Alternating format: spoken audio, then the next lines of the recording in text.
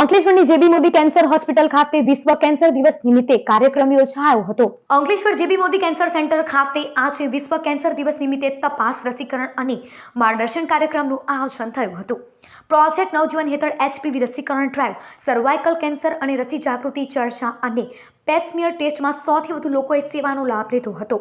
આયોજન શ્રી જૈન શ્વેતાંબર તેરા પંથ મહિલા મંડળ દ્વારા કરાયું હતું, જેમાં મુખ્ય મહેમાન તરીકે GPCB હેડ જિજ્ઞાસા ઓઝા, કોહિઝોન લાઈફ સાયન્સના CB ભારદ્વાજ, કમલેશ ઉડાણી સહિત કેન્સર હોસ્પિટલનો સ્ટાફ અને શ્રી જૈન શ્વેતાંબર તેરા પંથ મહિલા મંડળની બહેનો મોટી संख्याમાં ઉપસ્થિત રહી હતી।